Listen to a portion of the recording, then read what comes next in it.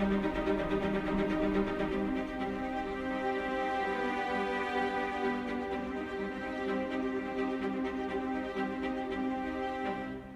is There Will Be Blood.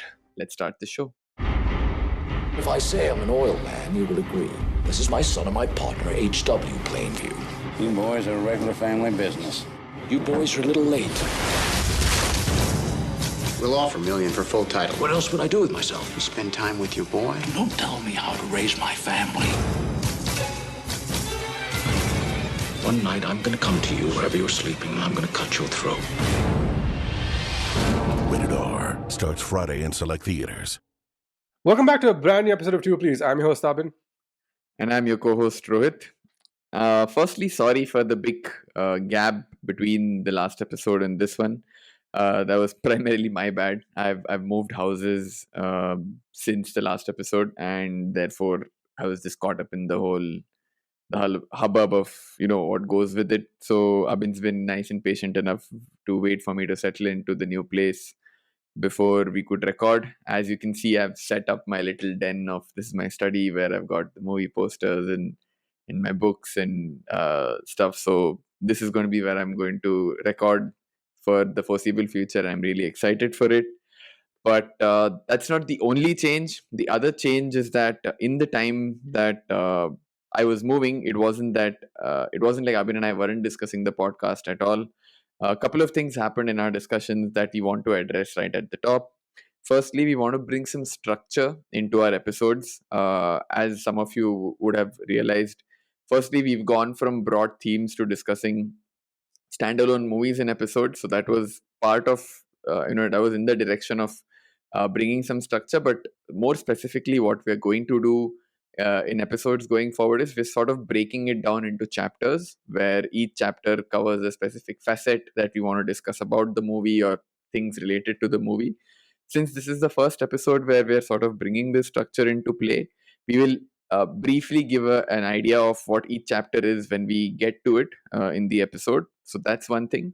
The other is that in the last couple of weeks, in fact, for longer than that, we've been getting some feedback on the fact that while we on this podcast primarily discuss movies or pop culture that Abhin and I both like, given that we have some listenership, some viewership, it also it's also a platform for us to bring a little more awareness or talk about women in cinema, like women directors or women oriented movies, because that's unfortunately not something that's still given the light of day that it deserves, right? So Yeah. If there is something we can do, we should, and we've heard that feedback and we want to do that, more of that going forward, and we're going to figure it out, and you'll hear more of us on that in the coming weeks. So just wanted to put that out there at the top of the episode. But with that out of the way, Abhin, which movie are we going to discuss today? Yeah, before I jump into this movie, guys, I'd really appreciate if you listen to this, if you're watching us on YouTube, could you please give us a like and subscribe to the channel? It really helps. And if you're listening to this on any of the podcast platforms, please do follow the podcast and give us a rating, whatever you prefer, because it really helps us getting more visibility out for the podcast and getting this out to more people. So please, that's one more disclaimer one more thing I wanted to bring to your attention. So coming back to the film, today we're discussing 2007's There Will Be Blood, starring Daniel Day-Lewis, Paul Dano, Kevin J. O'Connor, and directed by Paul Thomas Anderson. This is a movie that I had not seen for the longest time. I think it's probably one of two films that I haven't seen, or three films I haven't seen in his entire filmography. So it was my first time watching this film just over the weekend before we recorded this episode. Yeah, I've watched this a few years ago, and I was blown away by it then. So like I mentioned, the first chapter is the first impressions that we have of this movie. Again, the chapter name is self-explanatory. We're going to not spend too much time here. Just quick summary of your thoughts about the movie, a minute each, and then we move on to the next bit. I did not expect what this movie ended up showing me, right? So this was a film that I expected to be a spectacle piece. Even though I know it's a Paul Thomas Anderson film, I expected this movie to be a lot more bigger in scale. And I was very surprised when it turned out to be the exact opposite. As a matter of fact, this is a proper character study of a man that basically, in his bid to become one of the most successful people in 20th century America, kind of loses all of his humanity in the process. And while watching this film, I spent a good 3 hours. The movies are just under 3 hours long. I spent a good majority of that part just sitting on this very chair that I'm currently recording this podcast in and just staring at the screen in disbelief as to what I was watching. It completely transfixed me. I was hooked from the very start. And that's odd given that this movie doesn't have a lot of, like I mentioned, spectacle changes. It's dialogue heavy. It's purely based on narrative and on conversations between different characters in the film.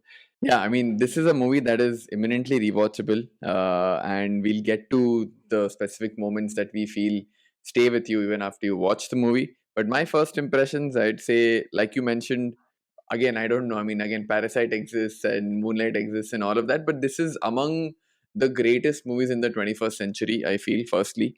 Um, Definitely Daniel Day Lewis's best performance, although I mean, that's a big, very high bar for him, obviously being, again, I would consider probably the single best actor. Again, I'll get to why I feel that way down the line. Later on. And great, and definitely, again, in my opinion, single greatest cinematic performance in any movie. The movie is long, like you said, it's just shy of 3 hours, but the story moves on so, it's like situation to situation, set piece to set piece.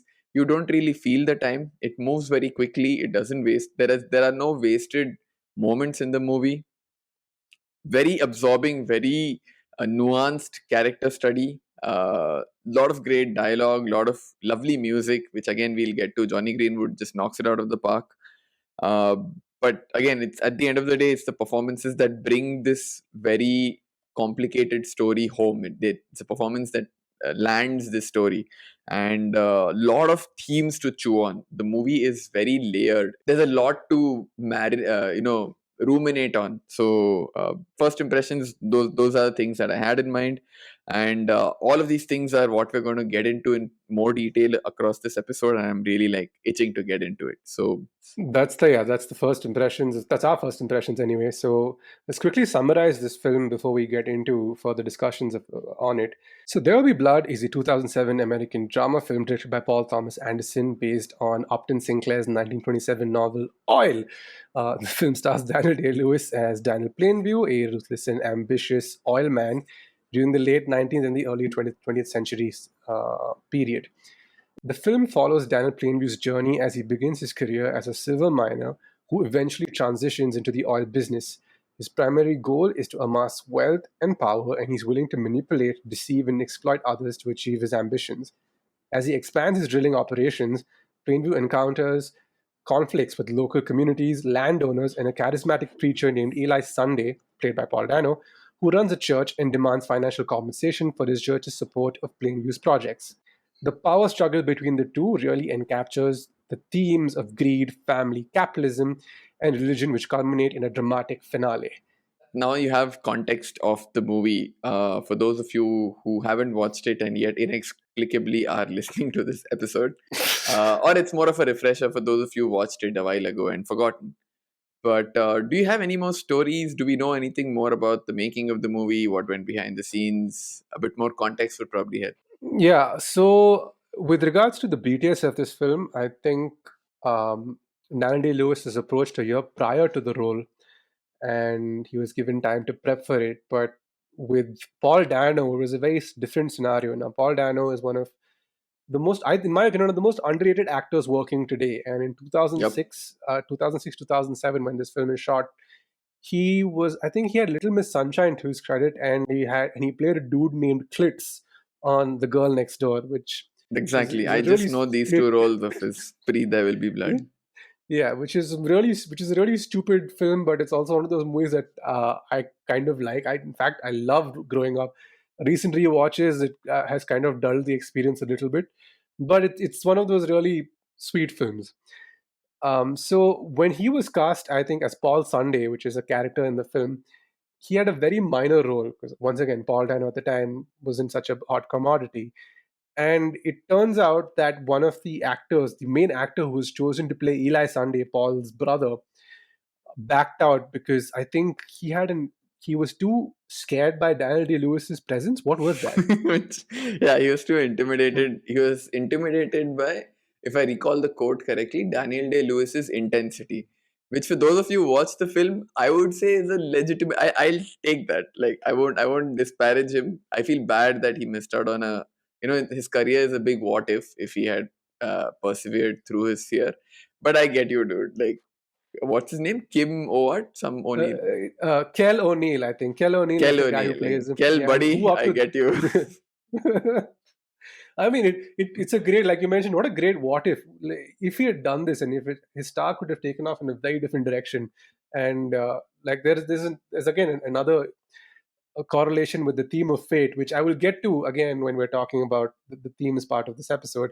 But things could have been so different for Paul Dano had it not been Kel O'Neill's fear of Daniel Day-Lewis that kind of Yeah, ultimately and forced him off set.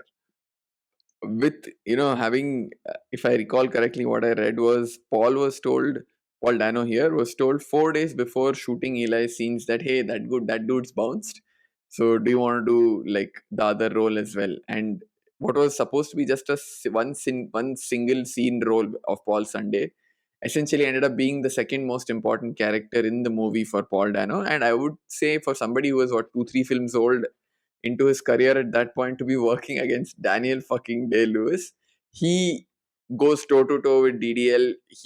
There are scenes where I would say he outshines DDL as well, which, I mean, if there is a testament for Paul Dano's acting abilities, this is as good as any.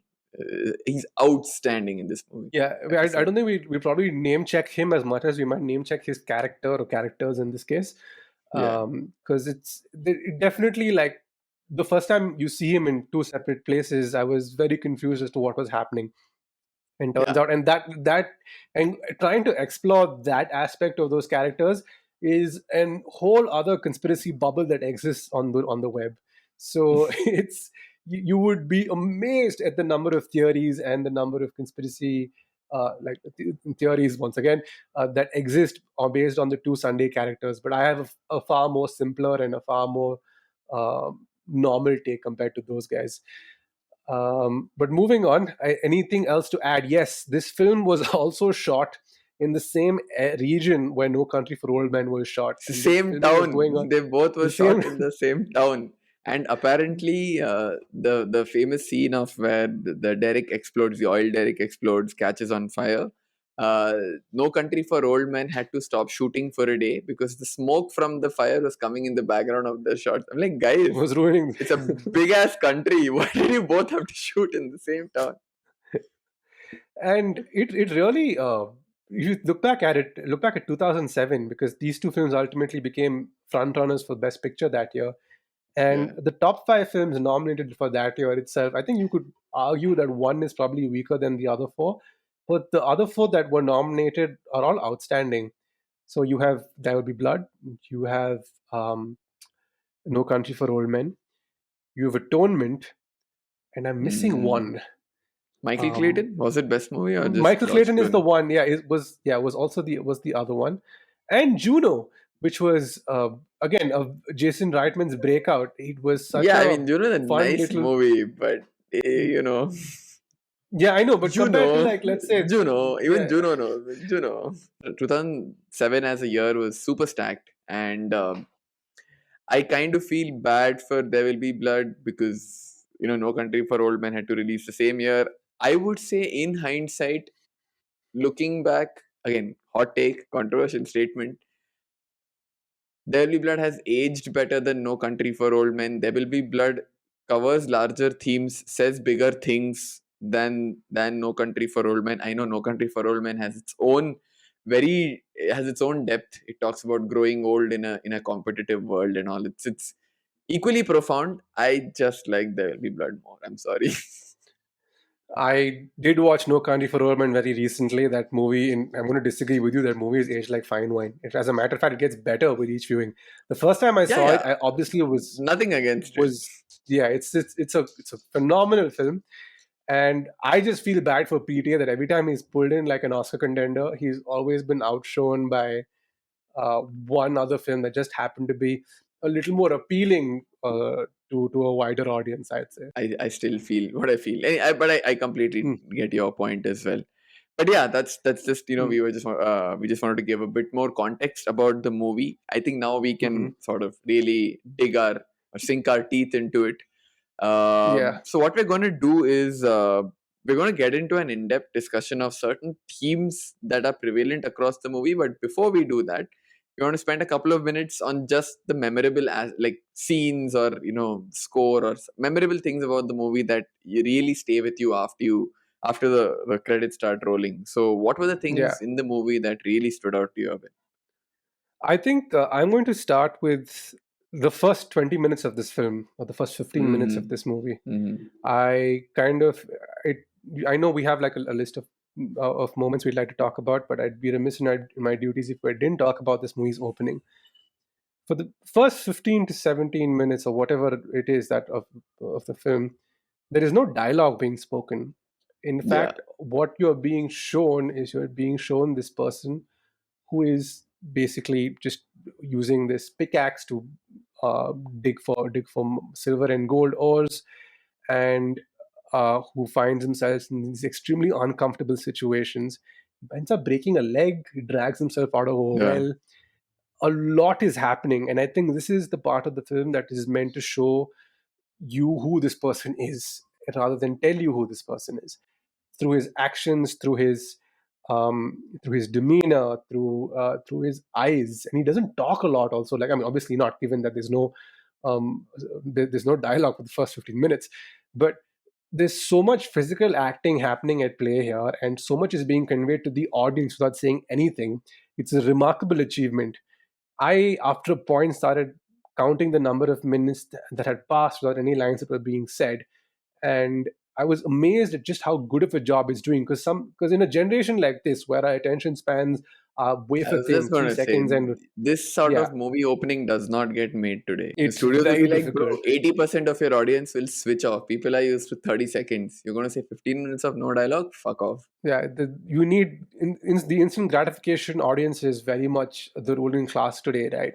Yeah. So it's it, I don't think this movie gets that amount of leeway like it did back in Nope. '07, which for me I think is a forgotten time in films, because It's a it relic hit of a the bygone perfect. era. We should appreciate it. Exactly, yeah, exactly. So I think definitely the first 15 minutes of this movie is definitely there.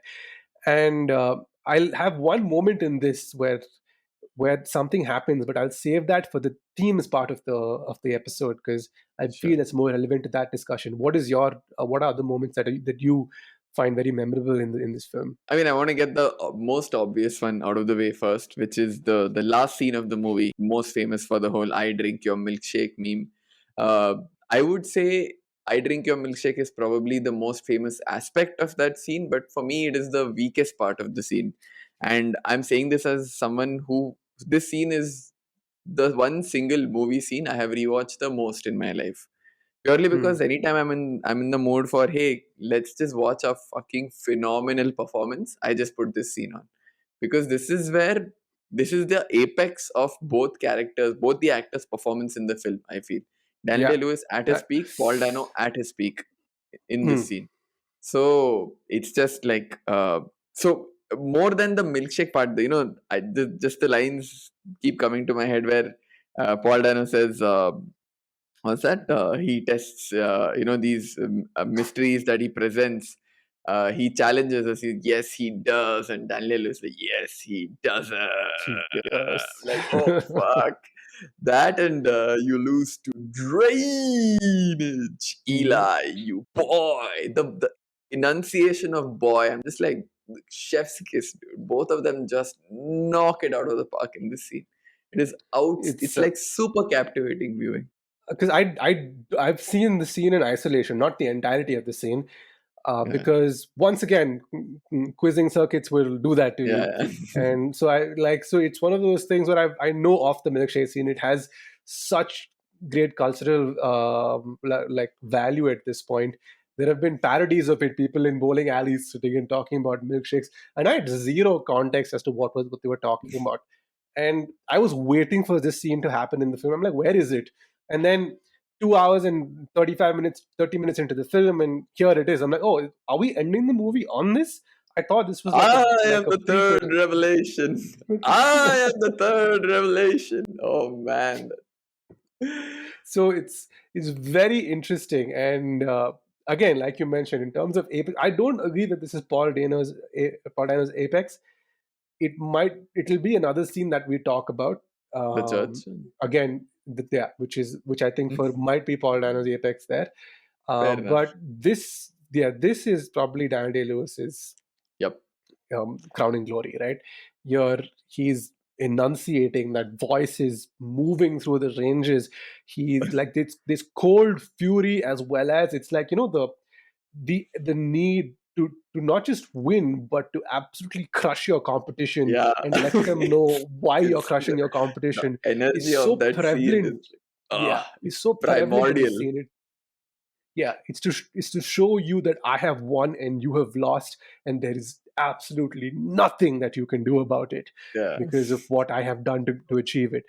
And it's so powerful, and the way it ends with this, because I'm waiting for this. There's a third character that introduces the scene that disappears. I'm like, where is this person? Surely he must have heard something. And then he comes back, and then the movie ends with the line, "I'm finished," Finished. and cut. It's perfect. Cut to It's credits. fucking perfect, the ending of the movie. Now here's some trivia about the milkshake sequence. So he talks about drainage, as he does, right? So he talks about how the concept of about how the land that Eli is trying to sell him is completely useless, because having set up the pipeline, he's managed to drain all the oil from uh, underneath the land. So he explains the concept to him using a milkshake, saying, "I have two milkshakes, and if I have a longer Oh straw, yeah. I drink your milkshake." Now, this, funnily enough, was a reference to an actual scandal that happened in the early 20th century, called the Teapot Dome scandal. Yeah, Warren Harding's tenure, Warren G. and I Harding. think his cabinet minister, Albert Fall, sorry, was accused of basically handing out leases to two companies, one being I the think he Mammoth was Oil the fall Company. guy, dude. Yeah, he was the fall guy. Maybe that's where the term comes from. Who Hey, knows? maybe. Yeah, actually. That's something We for should us to look go it up. look up. Yeah, so Albert Fall Funda. was accused of handing leases to two companies, the Mammoth Oil Corporation and the Sinclair Oil Corporation, without having a proper bidding process. And in those congressional hearings, he was asked to explain drainage. And he said, "Congressman," or "sir," and I think, sure, it's a paraphrase. He says, if the two of us have milkshakes and I have the longest straw, I'll be able to drink your milkshake." Which is why uh, Daniel Plainview makes the analogy as a tribute to the actual hearing back in the early 20s. Yeah, I had read about this. But and the Teapot Dome scandal for its time was a fairly big scandal. Now it's like, yeah, it's every other Sunday. Now it's just like it's normal. I mean, this is the early rungs of capitalism before they're just uh, setting the board for what was to come. Yeah. But sorry, we spent too long on the memorable moment. So there was the milkshake scene. Let's talk about the other scene that we both alluded to, which was the church scene, which I Yeah, think in hindsight I agree is probably Paul Dano's apex and Daniel Day Lewis's second, whatever, it's the K2 of his performance in this movie, I'd say.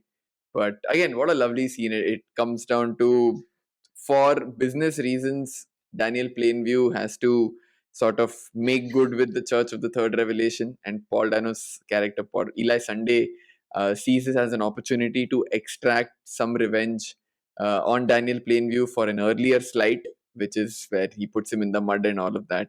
yeah. Uh, and Eli Sunday takes full use of the opportunity, decides to really hurt Daniel Plainview's character where it hurts him most, which is his abandonment of his child. And how does the scene go, Abhin? So when the scene began, and it begins with him asking him to confess, I think if there's an analogy to be made, it's probably the Game of Thrones walk of shame that happens to Queen Cersei.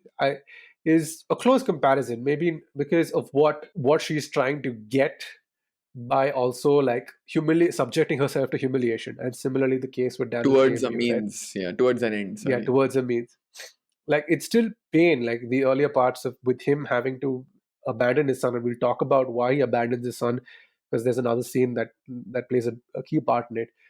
And initially, it's him obviously like struggling to say the words, and then as he's getting through it, he fully commits to the scenario that's unfolding there, because Eli Sunday not only is extracting revenge but is playing to the crowd. It's in an earlier scene it's established that he is some sort of a healer, and he kind of Yeah, heals proper people of old their school ailments. evangelist. Yeah, he's like, Yeah, show a lot of smoke and mirrors, showing a lot of, performance yeah, play. So he incorporates all of that. And just to add a point before you continue, Eli knows Daniel's trying to get away with through this process being low profile. Eli's like, no, no, no, not so fast. I'm going to make a yeah. spectacle of this, and he puts all his powers to use doing that. And then as it's progressing, and as ultimately when he's accepted by the church, when he's baptized by the church, there is a sense of triumph, like when Daniel has this, I won, like I needed this one bit of thing, and to have waded through this horrible humiliating moment was fully worth it, because he feels justified, like his that whole ordeal was ultimately required for what he wanted to achieve. And to go And it is from an that on ordeal that scale is, yeah, oh, it is definitely an ordeal. It's like he because, gets beaten, he gets like, doused in holy water. he gets slapped by Eli Sunday, and Eli knows that that child bit hurts him. So he keeps saying, I have, what, I will not backslide. Okay, I have abandoned my child. Okay, he says it for the first time. He again brings that line back. Second time, Daniel is a little more irritated saying that line. Again, he's like, I've abandoned my child. There's a look that Daniel Plainview gives him, like, you Yeah, fucker, you know this is hard for me. And then he says, say yeah, it louder so that everyone can hear. That's when, the dam breaks where Daniel can no longer deny that he's been an asshole about yeah. that situation. He's like, I've abandoned my child, True. abandoned my boy. Fuck, insane. Which again is a direct parallel to what happens in the milkshake scene, because he gets Eli to do the same things. He Yes, gets him to yes. say to denounce that I am a that false he's a prophet and hoax. God is a He's a superstition. That's the line. superstition. It does That's the the same thing. It's line. like, why don't you stand up? Why don't you imagine your congregation is in this bowling alley? They can't hear you at the back. Say it loud and clear. I am a false prophet Yeah. and God is a superstition. Because Eli, I think we haven't spoken about, Eli is victim to the events of the Great Depression in the late 20s, which is why he Yeah. comes to Daniel for help. And he's a fucking empty character who has no ability. He's just, fooling people into, making money off of innocent religious folks. And in a way, Yeah. I'm not saying Daniel Plainview is a good guy.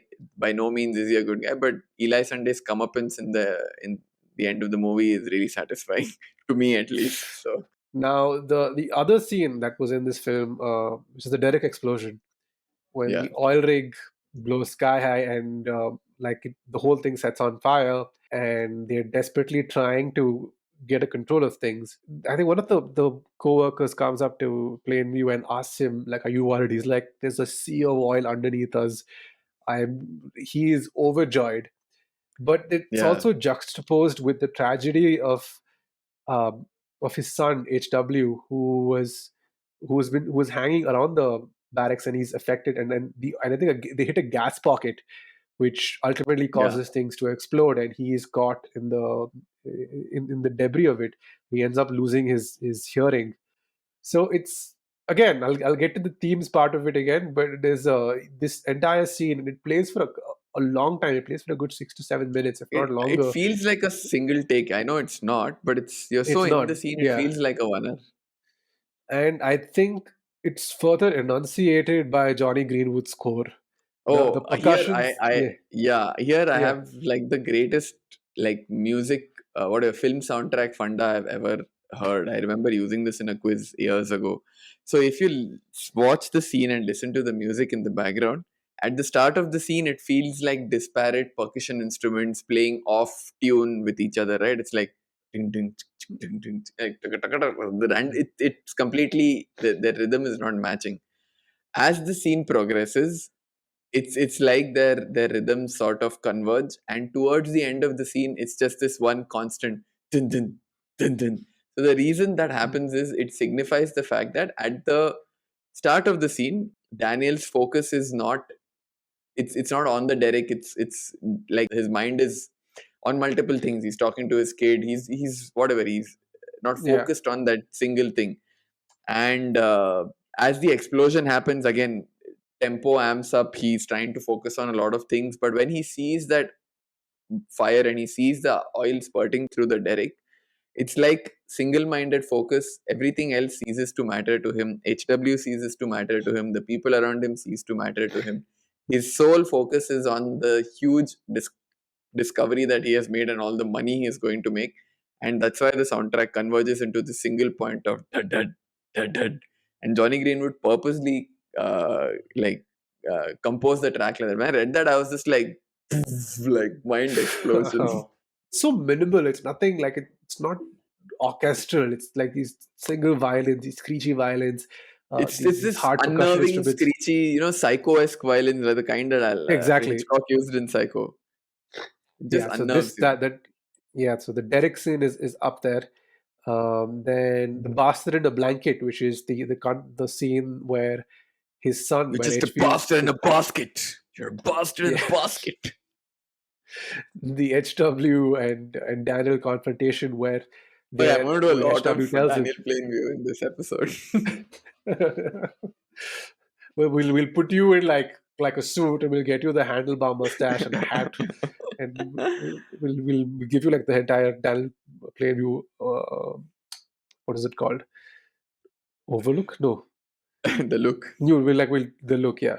So the bastard in a basket sequence is, for me, a good indicator of just how much of his soul Plainview has lost, because he's sitting Yeah. down across his son, and his son is telling him, "I can't do this anymore. I can't be around you anymore. I want to make something of myself." And the only thing he hears when he's having that conversation is that, "Oh, you're just another competitor to me. Oh, I must crush you," or like, "You have been nothing." And he immediately takes it upon himself to belittle the child. This is a child that he supposedly cared for, that he's exploited for his means ruthlessly. And at this moment in time, none of it matters. The past, none of it matters. He just uses that moment to lash out at him repeatedly.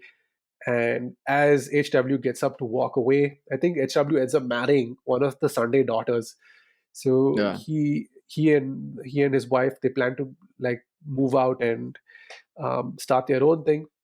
And as he's walking away, uh, he keeps calling out after him, and he keeps like abusing him, saying, "You're just a bastard in a basket." And he's clearly drunk. He's clearly out of control. But it's very sad to see that this is what It's super sad. all those years of effort, all those years of effort, all those years of struggle have ultimately led to this empty shell of a man. It's like, what was it all for, right? This empty house, Yeah. that huge house that you live alone in with your butler, and nobody likes you, and Yeah. it just puts a cherry on the shit cake that is his personal life outside of business success. So yeah, in that Yeah. sense, it's a very powerful, very important scene.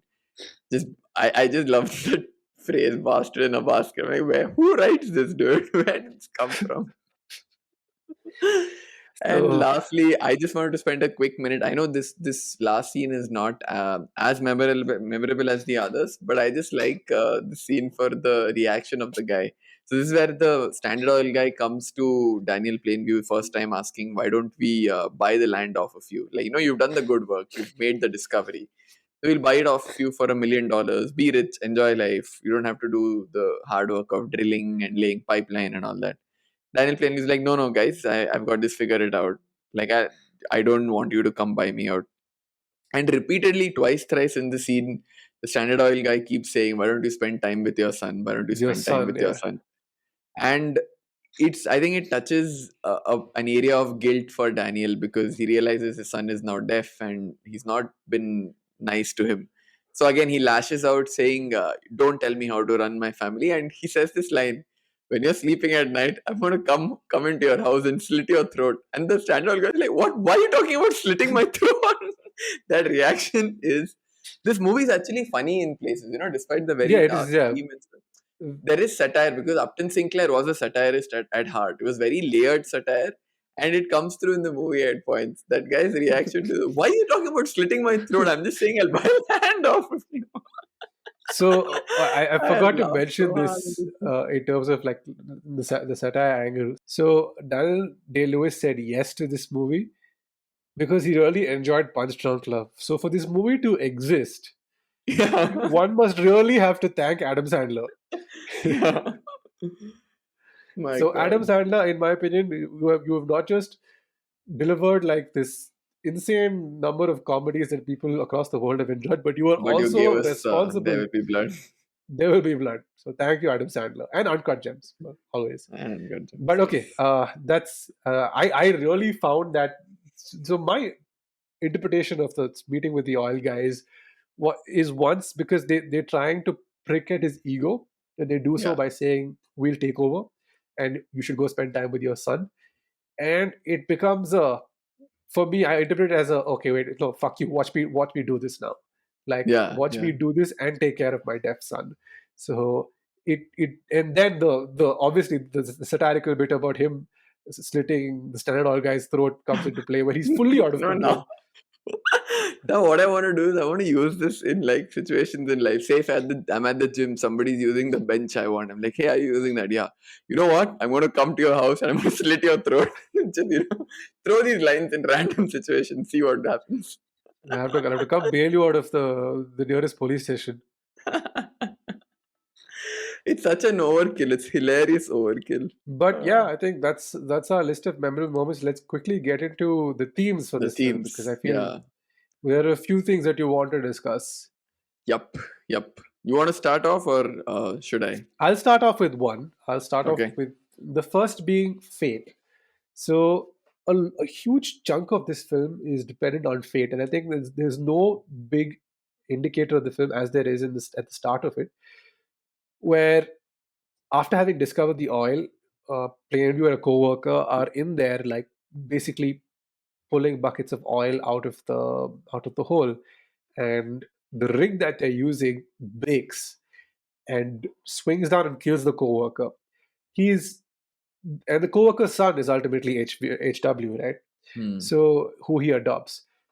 And fate plays such a huge part in this man's life, where it could have been him, and we would have never had this story. Now, if it was the coworker who had survived, who knows what could have happened? Would he have sold that to Standard Oil? Would he have not gone to Paul Sunday's? Hmm. Would he have not taken up Paul Sunday's request because he sounded like every con man ever to exist? So much of this film relies on the concept of fate, like especially even when he discovers the derrick, he discovers the amount of oil underneath. He has gained a vast amount of riches, but in the process, in that exchange, he lost something exceptionally dear, in which is his son loses his hearing forever. And it's a give and take. There's so many factors that happen in this that go on in this man's life that it that ultimately influence him to become the person that he is. I think he would always become the person he is given his ruthless drive and determination, but he does Hmm. get a fair helping of fate along the way. In that sense, I see parallels between Daniel Plainview's character and Jake Gyllenhaal's character in Nightcrawler. They had those qualities of drive, ruthlessness, and just sheer, you know, I will remove anyone out of my path to get what I need. It was more Yeah, a question of them finding their field of success. So Daniel Plainview would have been this kind of person, regardless. Like you said, fate brought him into the oil business. Um, what you call fate, wanted to kind of segue it into one of the themes I wanted to discuss here, which is the cost of success, right? I know offhand in one of our conversations you had used the term Faustian bargain. I think that's the best way yes, you could put this, which is that yes, like we mentioned in the Bastard in a Basket scene, he is now rich. At the end of the movie, he's rich. He has a huge house. He talks about in one of the scenes with Henry. He talks about this huge house he used to aspire to growing up. He probably has a much bigger and better house than that aspirational house that he grew up with. but he has nobody that loves him. He has, the drive or the greed that makes him successful also makes him bitter and an unpleasant person to be around him. It drives everyone away from him. In that same Bastard in a Basket scene, HW says, "I'm glad none of you is in me." So Yeah. that's the sort of depth that his relation with his own son, maybe not a blood relative, but essentially his son, has reached. And there was one question in my mind that I was playing with, because again, in this aspect, the other parallel character I was thinking of was Gordon Gekko from Wall Street, Mm. who has embraced that, greed is famous greed is good Good. speech. Good. Yeah. Essentially is an embracing of negative qualities, right? Now, whether Daniel Plainview has made peace with the negative qualities in him, or whether he does not see them as negatives at all, that is a question that I was pondering upon, right?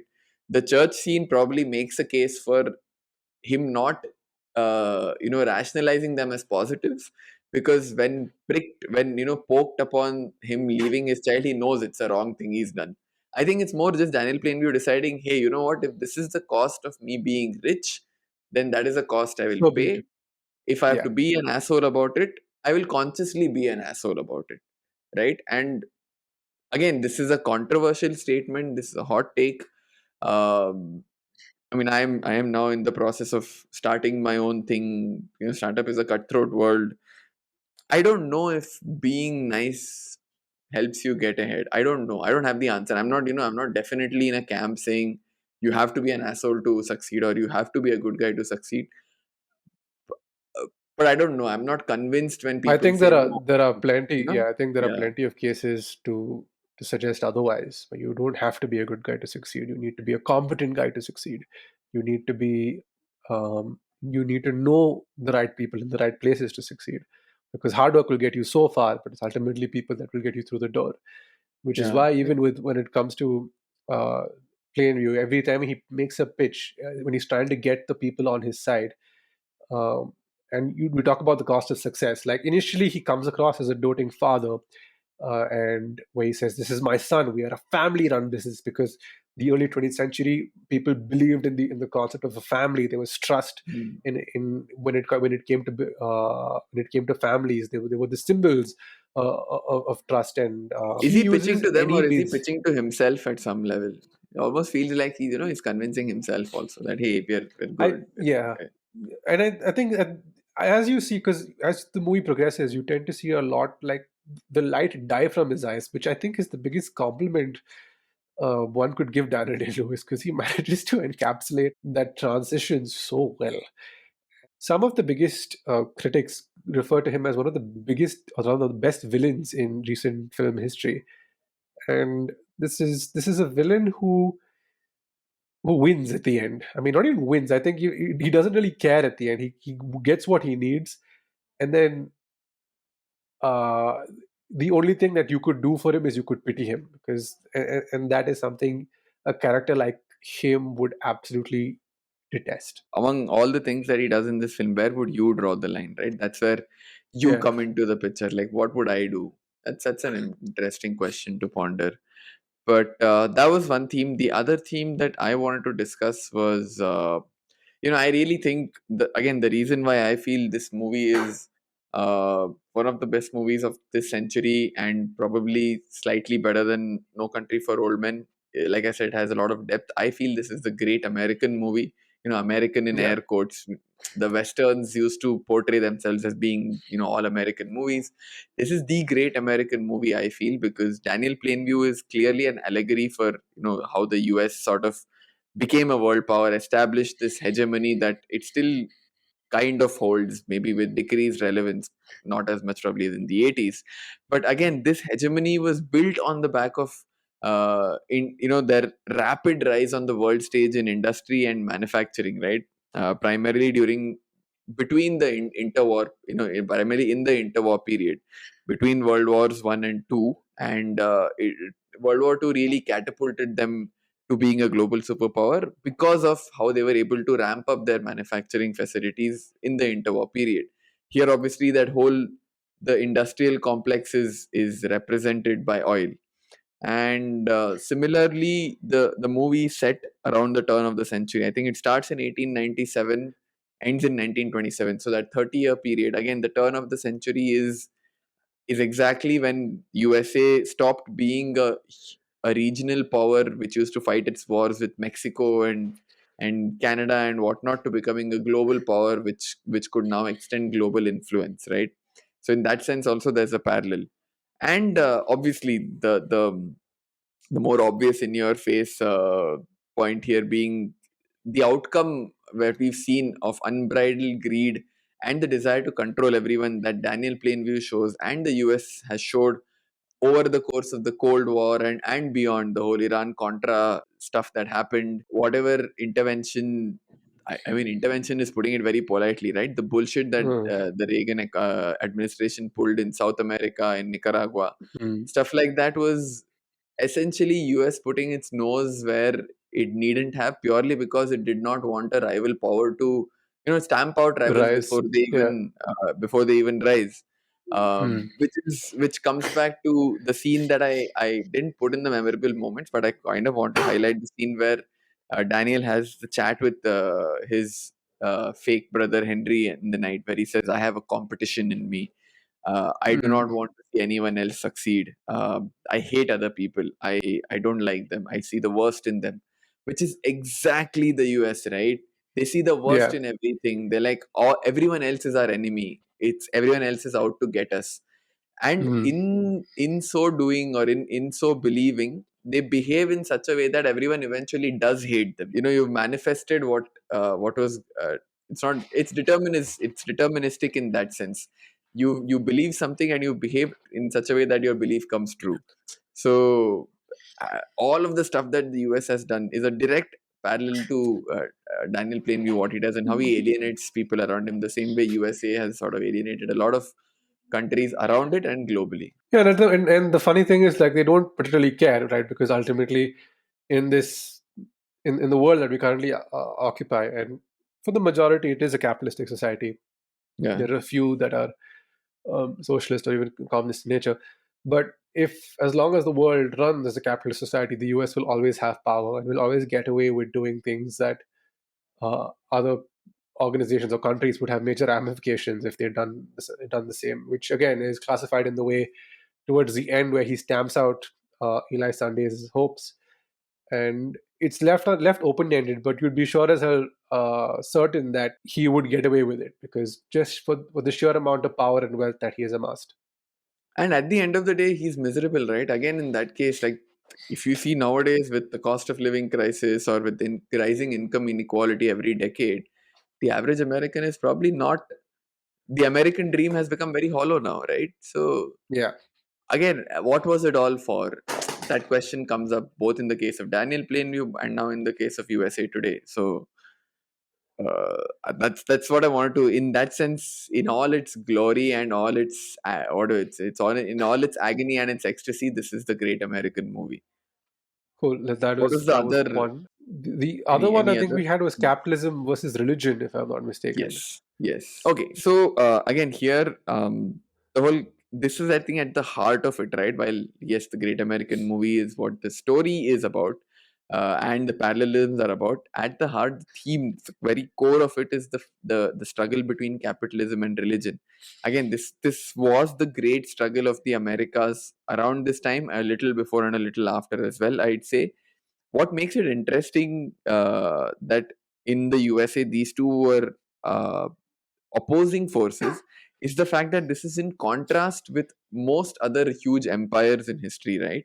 Right from the time of the Neo-Assyrians from like 9th century, 10th century BC, you have the Neo-Assyrians, you have the Neo-Babylonians. Sorry, I'm doing a bit of a history segue, but you have them, you have the Persians, the Romans, the Greeks, right down to Indian kingdoms. You have Ashoka. Ashoka is a great example of this, where the royal class, I would say the aristocracy, used religion to justify expansionist policies. And the religious setup enthusiastically endorsed expansionist policies Probably the best example of this that comes to mind is the Spanish conquistadors in South America. Pizarro and Cortez and co, who came down to the Incas and the Aztecs, came and did unspeakably horrible things, right?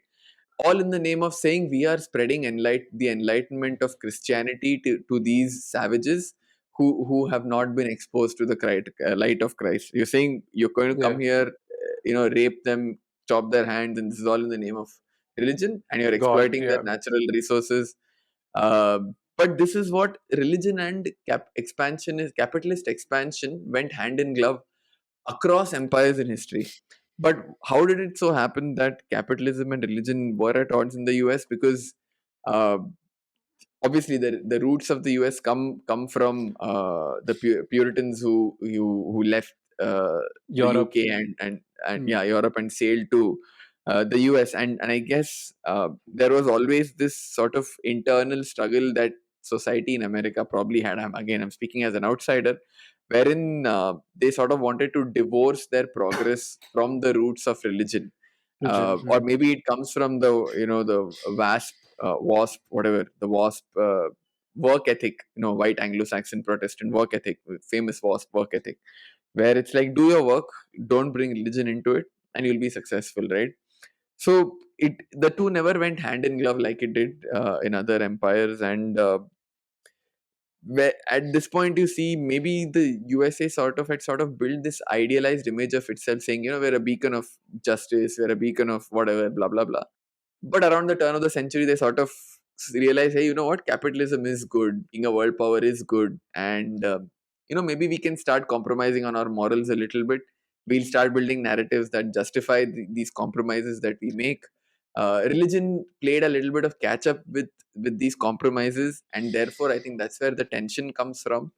Yeah. Before I go into this, the parallelism that I told you I'm going to dive into, Abhin, do you have any thoughts on what I've said so far? The one thing that I'd probably like to add with regards to this, it feels like for the first time during, let's say, post the steam engine, post the late 1800s, where where religion struggled to find like you mentioned, to keep up with capitalism, because it felt that if it had not stayed in tow with it, in line with it, then it would have been fully irrelevant. Which is why so much of religion today is backed by pro-capitalist, what do you call, organizations. Which is why if you go look at Christian organizations, look at the amount of donations they receive, all in the name of God, and you just know, right? Like godmen across government would probably be putting them into a very small bracket, but generally the marriage of religion and capitalism, which for generations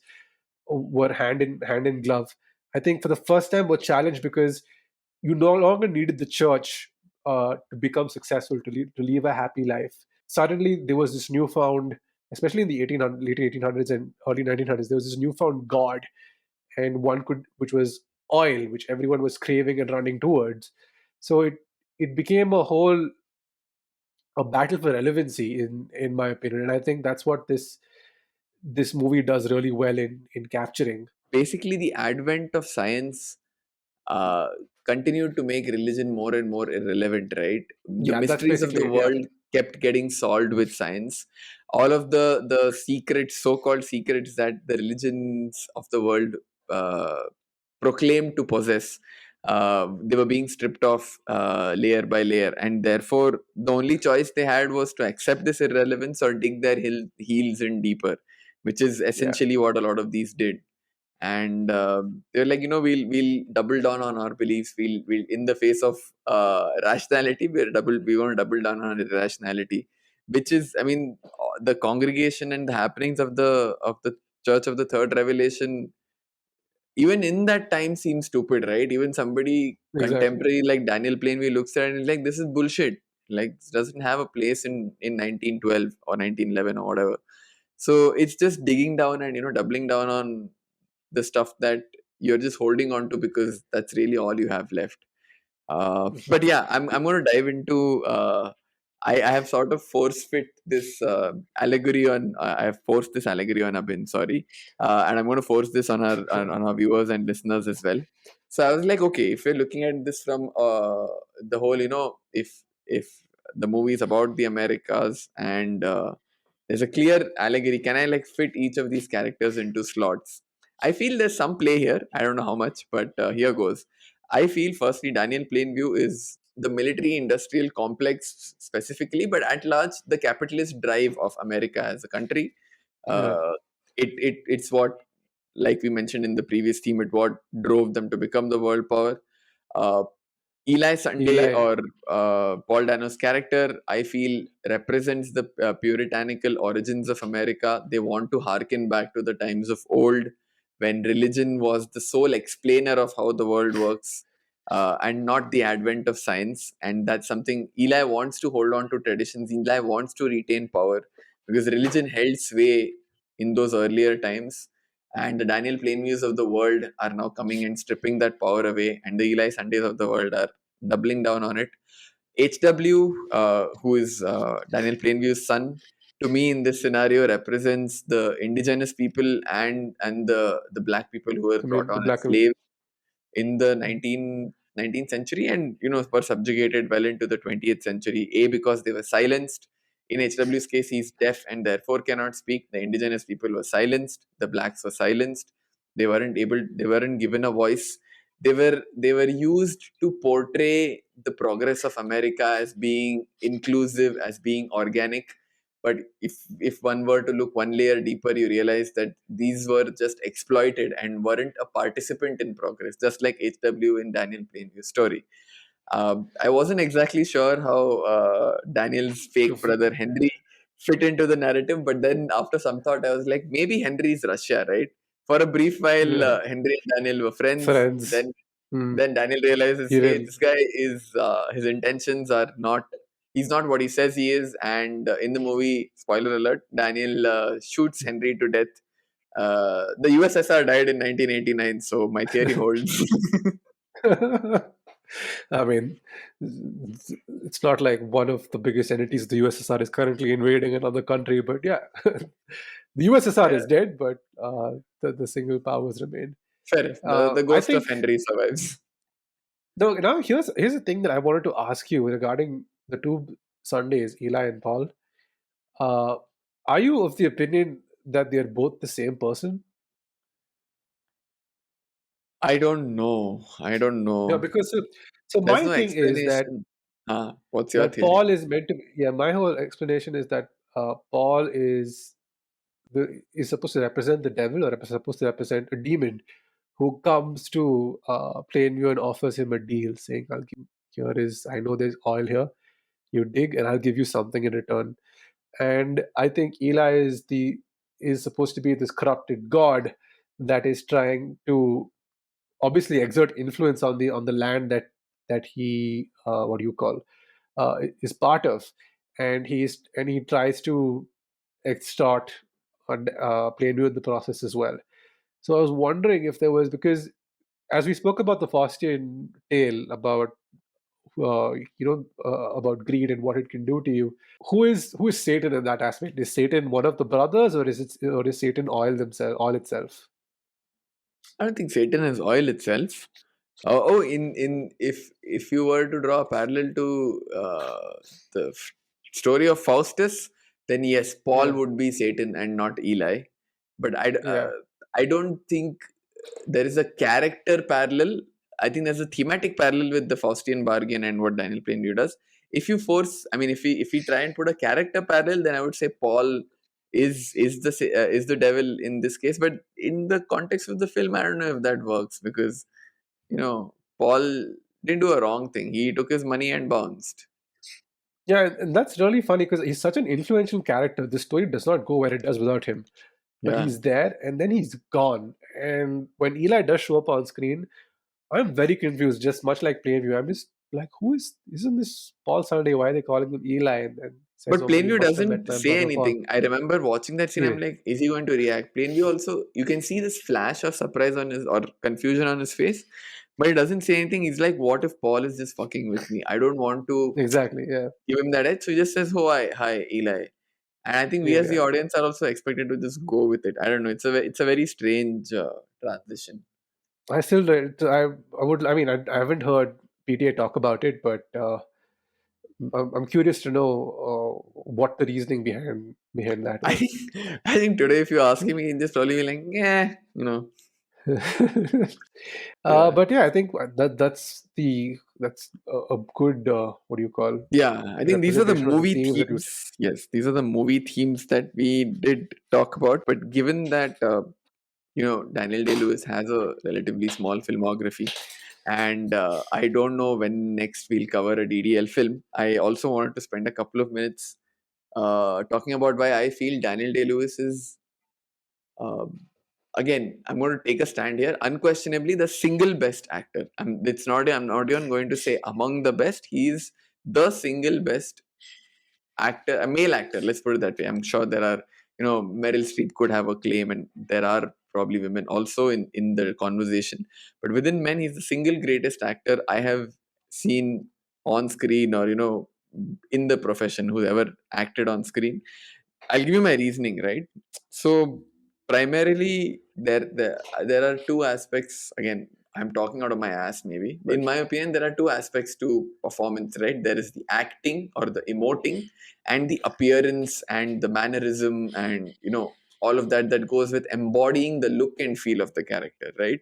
So we've had great actors in the past, in India, and I mean, in the context of Hollywood, you've had your De Niro's, you've had your Al Pacinos, you've had, I mean, the list goes on. There's quite a few. There's Jack Nicholson, obviously. You can name actors who are great performers, and you have actors who are great chameleons, right? Who really slip into their look for a role. And the closest my parallel that comes to mind for me is Christian Bale. This is Mhm. not to say Christian Bale is not a good actor, but I would Yeah. say he's a much better chameleon than he is. I would not say he's as good an actor as De Niro, D- Pacino in Godfather 2. Especially that okay. scene where Kay Adams tells him, she's aborted the child, and that those few seconds where you can just see, like, that is peak Al Pacino acting for me. Christian Bale, to my experience or to my limited knowledge, does not have an equivalent of that. But again, Al Yeah. Pacino and De Niro's, they never slipped into their roles the way a Christian Bale or a Daniel Day Lewis does. Because uh, at the end of the day, whatever it is, right? Even in something like a Raging Bull for De Niro, which is probably the most physical transformation that he's done for a role. You watch it and you're like, yeah, I mean, that's De Niro, that's Pacino. You never lose sight of them as the performer or as the actor. Great acting, but they don't lose themselves into the role. Yeah. Someone like Christian Bale loses himself into a role, good actor, but not at this level. Daniel Day Lewis is like, you know what, fuck you, I'm gonna do both. He is as good an actor as a Pacino or a De Niro. He slips into the role as good as somebody like a Christian Bale or a Johnny Depp, right? Like, they Yeah. I feel at this point I don't know who Daniel Day Lewis as a person is at all. To me, he's just a vessel for the character he's playing at that point of time. And His even, wife made a yeah, very fun comment about how um, she's lived with many different characters for the last 30 years, and exactly. it's always an entertaining experience. And he brings that to his performance to a degree I have not seen before. It comes in the way Daniel Day-Lewis is such a great physical actor, right? Even in this movie, the leg that he breaks in the first scene of the film, whenever not under stress, the character of Daniel Plainview, he's walking normally. Whenever Yeah. there are exaggerated motions, or he's doing something hurriedly, he's under stress. You see that limp come back into play. He is Yeah. so aware of his physicality, and again, this is something you see really amp up the menace in Daniel Plainview's persona. Is the way Daniel Day Lewis holds a stance, holds a gaze, holds the way he tilts his neck. Yeah. He's such a physically aware actor, more so than anybody else I know. So there's the body language is that's how he brings body language into play. Even his voice. So Norm Macdonald, a couple of years ago, was on a podcast with Sarah Silverman and someone else, and he talked about having watched There Will Be Blood, and he really liked it. But the one thing that really bothered him was the fact that Daniel Day-Lewis was doing an impersonation of John Huston, because, and he mentioned this as well. And when he mentioned it, I was like, oh yeah, of course, he's right. If you watch Chinatown and the way John Huston enunciates his sentences in that is very similar to how Plainview's entire delivery of dialogue is. So, and which is also turned out to be funnier because I think Norm Macdonald for years has been parodying John Huston in movies or like in sketches. So he went and apparently asked PTA about what, like, if he'd asked him to do it, and he said no, it's just something he came up with himself, and I just went along with it. You've got a nasty reputation, Mr. Gibbs. I like that. Now, because of the distance from the Discovery Well, I'll pay you a smaller royalty than you'd get down there, but I'm prepared to give you a $1,000 bonus on your lot. So it feels like I'd wonder how he shapes those characters, because I assume there's a brief from the director saying this is what you do, but I'm sure directors are very aware of the fact that when they're asking their actors to deliver a performance, they do offer a fair bit of responsibility to the actor to shape the character in the image they see fit. Yes, there are certain, like, obviously strict parameters that they're not allowed to get out of, but they do allow them the creativity to fill out that character and really bring it to the fore. And I think the John Huston part of it is something that um, Daniel Day-Lewis really brought to the screen. And his voice, really plays a huge part in making that character so memorable, because it's the fluctuating vocal ranges. It's the go now, and then and when he's delivering like stoic monologues, it's always at a perfect pitch. Yeah, It's and if you hear him talk in real life, right, his voice is probably closest to the Lincoln voice. He's very soft yes, spoken. He doesn't have like his natural voice is not a baritone. It's almost like a wisp of a voice. He talks yeah. very softly. You have to like strain yourself to hear him. But he brings this ferocity, this I don't know, breadth to his voice in the role. And John Huston is exactly what he sounds like. When somebody told me, I was like, "Fuck yes, this is exactly like John Huston in Chinatown." And he also, I think, period appropriate. If I'm not mistaken, Daniel Plainview speaks in a transatlantic accent, which was an Uh-huh. accent that was prevalent in the 20s and 30s, which was this mix of the British and American accents. It's neither here nor there. Yeah. Transatlantic as an accent doesn't exist in movies today, but actors in the movies of the 20s to 40s used to use that accent. Quite contemptuous of me all of a sudden. And what the devil is all this about? Why was I brought here? So he's paid that level of attention to detail as well, and all of that comes into play. So it's the look and feel. He's a vessel for the character, and he gives like goat level performances. There really is no other act. And if you do this wrong with your head up your ass, you get something like a Jared Leto in Suicide Squad, right? You have completely Yeah. misunderstood the principle of doing this. You've just gone for the show and tell part of it, which is how you get something stupid like Method acting can be very difficult to deal with, and can hilariously backfire on you if things get wrong. I mean, this movie came out in 2007, and there is a great allegory for method acting and the sheer stupidity that it brings in a film that released 2 years later, or rather a year later, I'm not quite sure, in Tropic Thunder, which again is a film that has aged like fine fucking wine. This is a movie I watched recently, and again, there are two instances in that film where one obviously being the problematic method acting part, which is the character played by Robert Downey Jr. So the other being, of course, the film within the film, that is Simple Jack, Goodbye, Mama. Now you can have ice cream in heaven. which is like full method acting and fully over the top. I grew my So- hair out. I can't be Simple Jack anymore. Coming back, Okay, so to conclude, we have one final segment for this week's episode. which we're most which is excited what if- about. Exactly, which is called "What If X Were to Make Y," where we take a particular director and conjure up a scenario where they made the movie that we're currently discussing. So this week's segment is "There Will Be Blood." What if Michael Bay were to make There Will Be Blood?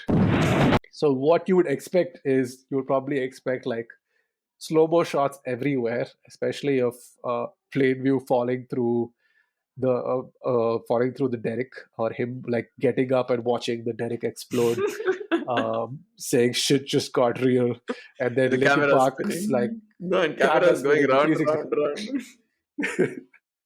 like a 360 camera spin, and like you'd have Linkin Park in the back, or like Aerosmith, and you'd have the epic trailer voice guy. I think the epic trailer voice guy would be perfect for this film. In a world Plagued with oil, one man who's got a plain view of how things should run. plain view, yuck.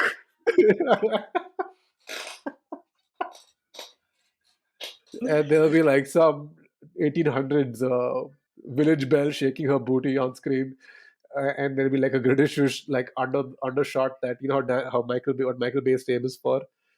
Uh, Would you watch because, it? I'd watch it.